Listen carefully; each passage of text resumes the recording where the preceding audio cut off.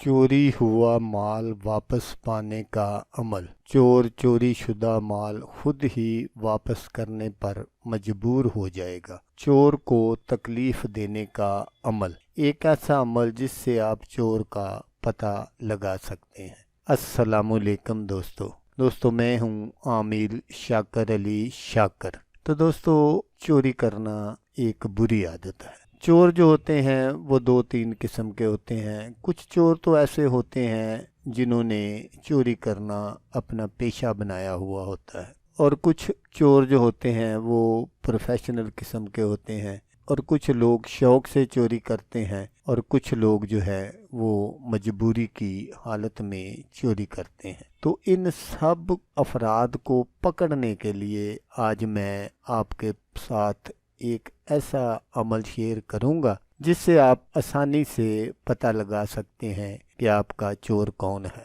तो दोस्तों, अगर आपके घर से कोई कीमती चीज़ चोरी हो जाती है और आप परेशान हो जाते हैं, क्योंकि गैब का इल्म तो होता नहीं किसी के पास, तो फिर बंदा ये सोचता है कि यार मैं किस पर शक करूं। जिस पर आप शक करते हैं हो सकता है वो आपका चोर ही ना हो और खामखा आप बुरे बन जाएं। तो इसलिए आज जो ये मैं आपको नक्श दिखाऊंगा, इससे आप आसानी से पता लगा सकते हैं कि आपका जो चोर है वो कौन है और किसने चोरी की है। तो दोस्तों, इसी तरह अगर आप किसी दफ्तर वगैरह में काम करते हैं, आपका किसी ने मोबाइल उठा लिया या आपका पर्स उठा लिया, तो आप उसका भी आसानी से पता लगा सकते हैं। तो आपने क्या करना है कि ये जो मैं आपको नक्श स्क्रीन पर दिखा रहा हूँ, आपने बिल्कुल इसको इसी तरह बनाना है। आपने एक अदद सफ़ेद कागज़ लेना है और एक अदद आपने काली बाल पॉइंट लेनी है, और लेकर इस नक्श को आपने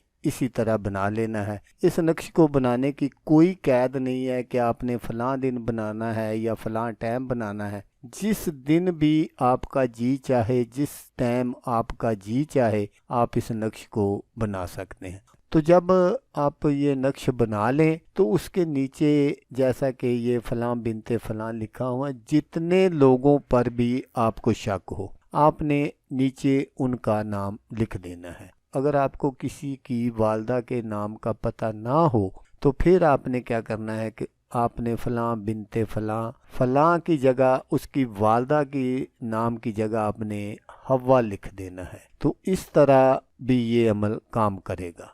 तो जब आप ये नक्श बना लें, और बनाकर आपने क्या करना है कि इस तरह के आपने छोटे छोटे दो बर्तन ले लेने हैं और इनमें आपने इस नक्श को रख देना है। आपने नक्श को फोल्ड नहीं करना, मसलन बंद नहीं करना, और रख कर वो जो छोटे बर्तन हैं उनको आपने ऊपर से अच्छी तरह बंद कर लेना है। आप उनको किसी लोहे की तार से भी बंद कर सकते हैं या किसी मजबूत धागे से भी उसको बंद कर सकते हैं। तो जब आपका ये सारा अमल कंप्लीट हो जाए तो फिर आपने क्या करना है कि इस अमल को लेकर आपने कब्रिस्तान चले जाना है, और वहाँ आपने कोई बहुत ही पुरानी कब्र देख लेनी है, और उसके बाएं जानब आपने इस सारे अमल को दफन कर देना है। जैसे ही आप ये सारा अमल कंप्लीट कर लेंगे तो वो जो आपका चोर होगा वो बीमार हो जाएगा और वो तरह तरह की तकलीफात में मुब्तला हो जाएगा। उसके दिल में एक परेशानी सी होगी कि मैंने ये काम क्यों किया।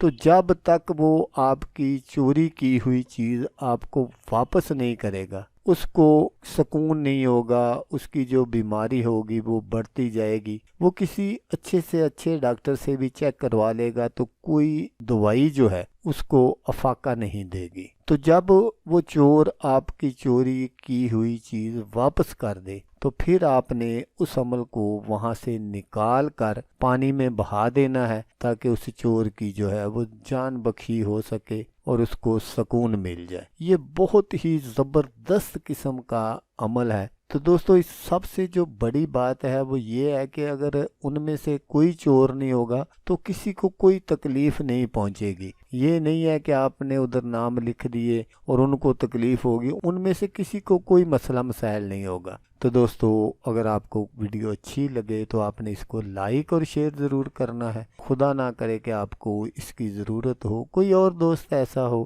جس کی کوئی قیمتی چیز گم ہو گئی ہو اور وہ پریشان ہو اور وہ یہ عمل کر لے تو اس کا بھلا ہو جائے گا اور وہ دعائیں دے گا آپ کو بھی اور مجھے بھی۔ تو دوستو جیسا کہ میں آپ کو ہر ویڈیو میں کہتا ہوں، اس بار بھی کہوں گا کہ آپ نے اس ویڈیو کو دیکھا، اس کے لیے آپ کا شکریہ۔ دعاؤں میں یاد رکھیے گا۔ اللہ حافظ، اللہ حامی ناصر۔